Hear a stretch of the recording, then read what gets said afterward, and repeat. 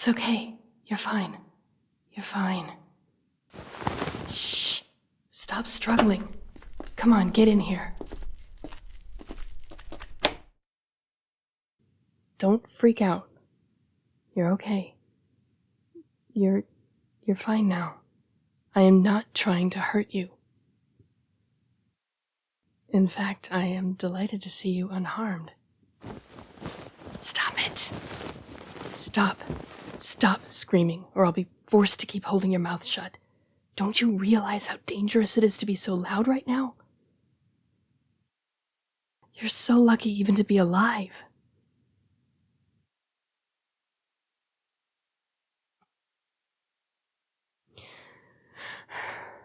This gathering was such a bad idea. I mean, who would have thought? Sending a small, helpless group of humans right into the heart of vampire territory. Brilliant. Nothing can go wrong. I'm sorry. I'm not trying to make it out to be your fault or blame it on your human companions.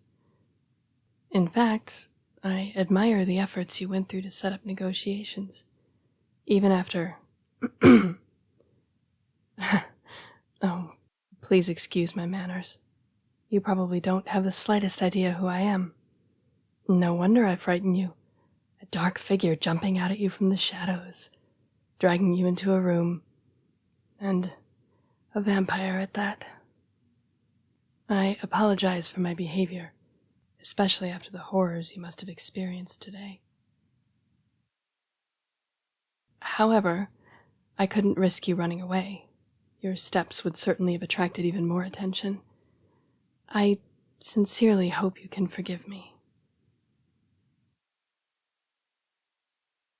I am Marcella. A first-name basis would be fitting, I assume.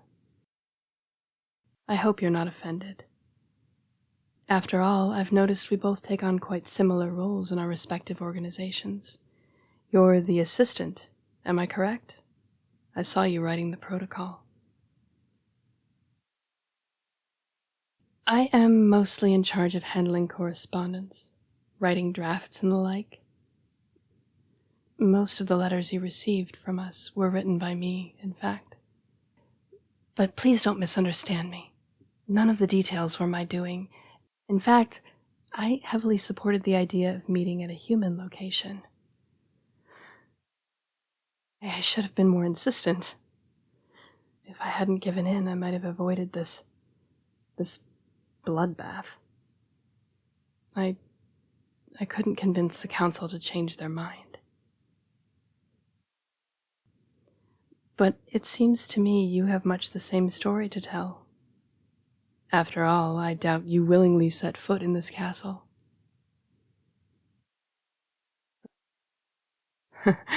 You may not be able to so easily guess my age, but we're both quite young.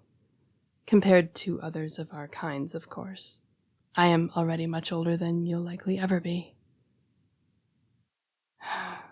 Still, I can sense that neither of us is being taken seriously by our peers. Your expression at the outrageous demands your people confronted us with was a telltale sign.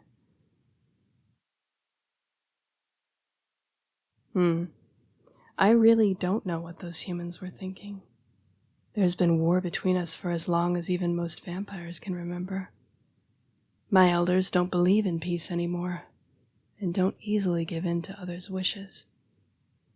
Perhaps it would have been better to go slow and steady rather than ask for half of our territory. After all, tonight was supposed to result in a peace treaty, was it not? A step toward a better life for all of us. Even though you're human, I know you must have sensed it too. The tense energy in the air, the change in the atmosphere.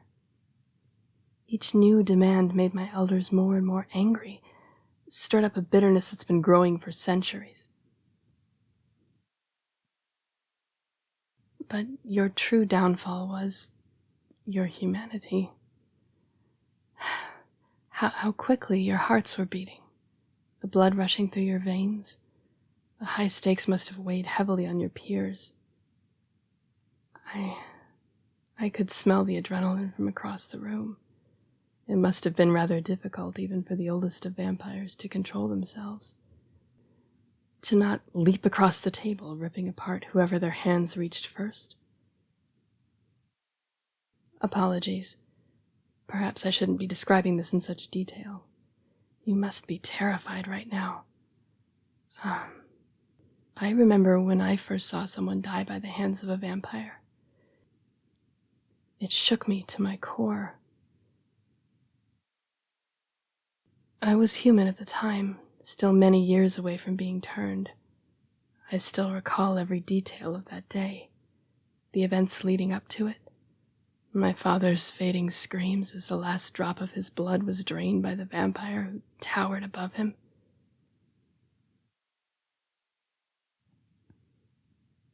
I was helpless, hiding behind some small bushes, unable to move or fight back. Fear overcame me, grief for my father's life, but most distinctly I remember the nausea I felt at the gruesome sight before me. No child should have to see their loved ones die in such a horrific way. And no one should be forced to harm others just to ensure their own survival, yet here I am. Yes, I've become what I've despised ever since that day. In truth, I don't think I ever became used to my current way of life. Even now, the scent of blood makes me ravenous, yet my stomach still turns at the mere sight of a body. It never becomes any easier. It's near impossible to forget such a terrible sight. Even after all these years, the memories have barely faded. You take your time to process tonight's tragedy, but please, don't burden yourself with the guilt of your companion's deaths. It is not your fault, nor should you treat it as such. When your leader broke his glass, it must have nicked his skin. The smell of blood out in the open air, it was simply too much to handle. Knowing the older vampires, they likely didn't even attempt to hold back. They've fully accepted what they have become, and they couldn't care less about another life taken.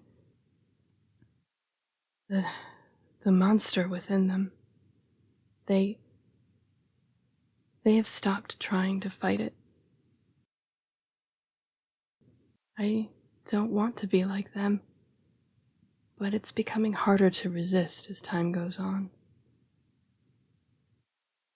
I fear the day this curse finally consumes the last spark of humanity within me. I'm trying my hardest to prevent it.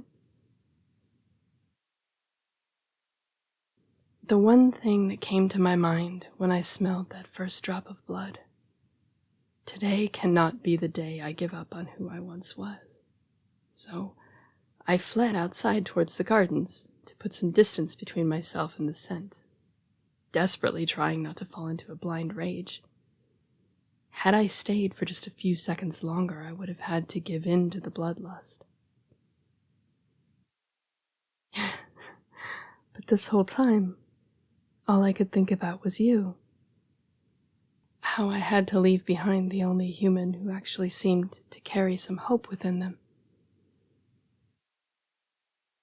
Despite your obvious reservations about entering a vampire's abode, I could tell you were serious about this treaty. While most humans see us as mere creatures, and not without reason, you at least tried to treat us as equals. You even smiled when you greeted us.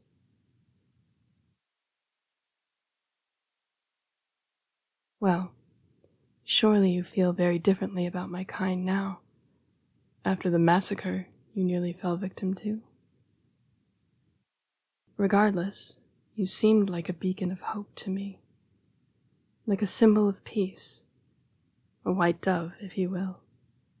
But to simply abandon my newfound hope, to leave you to certain doom, under any other circumstances, it must seem cruel, heartless even. But you must understand, I am so young, I barely have the strength to take on even one other vampire.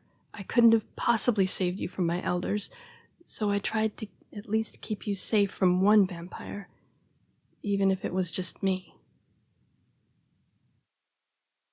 I went back to the big hall after things had calmed down a bit. I figured maybe it wasn't too late to have you seen by a doctor, no matter how small the chance, but despite the mess that had become of the hall, I could tell you weren't among the victims.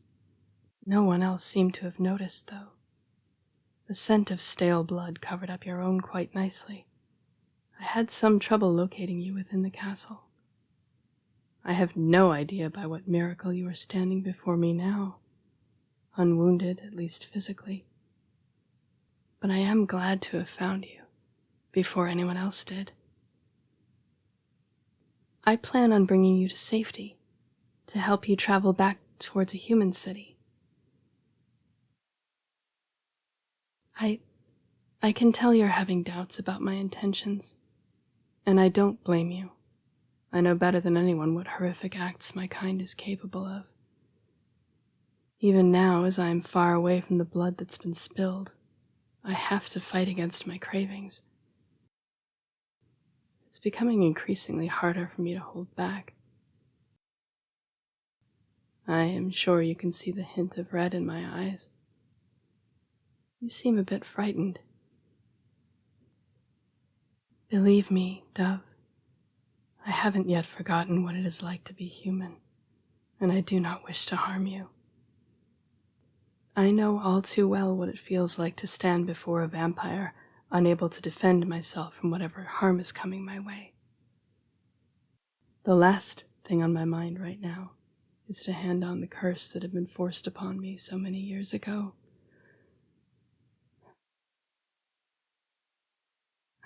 However, I'm beginning to doubt how much of a choice I'm being left in this matter. I barely avoided giving in earlier today.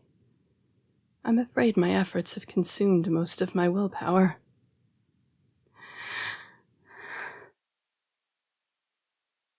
No, Dove. Stay away from the door. You need to stay here with me. If anyone else were to find you in the hallway, they certainly wouldn't treat you gently. I am your best chance of survival. You're trapped in here with me, and I am deeply sorry. But if you go out there, you will die an unavoidable, painful death. They'll rip you to shreds as soon as they sense your presence. Trust me, once a vampire has fallen into such a severe state of bloodlust, it is hard to return to one's regular, civil self.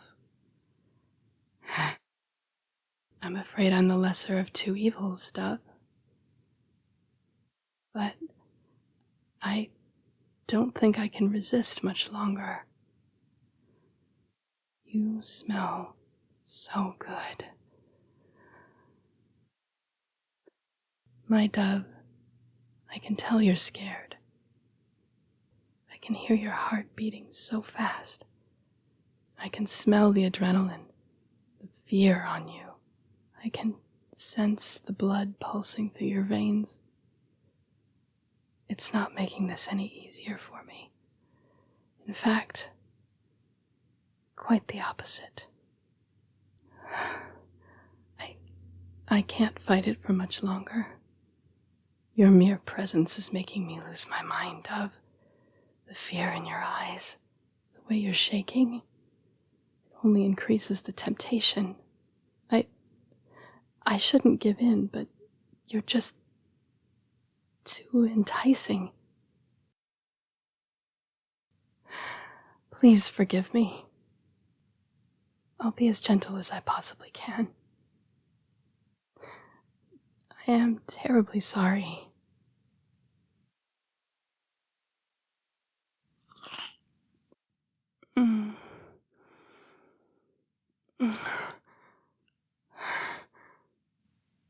You taste so good. I don't know if I can stop in time. Mm. Mm.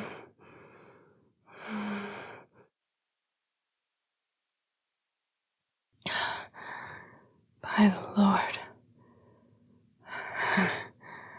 Bet none of the other humans tasted as exquisite as you do. You're so much younger. So full of vitality. I need more.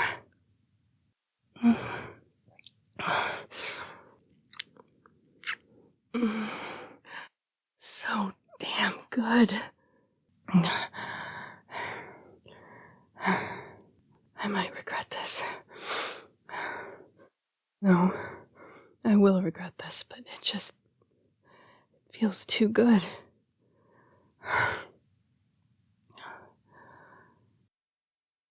To hell with my morals.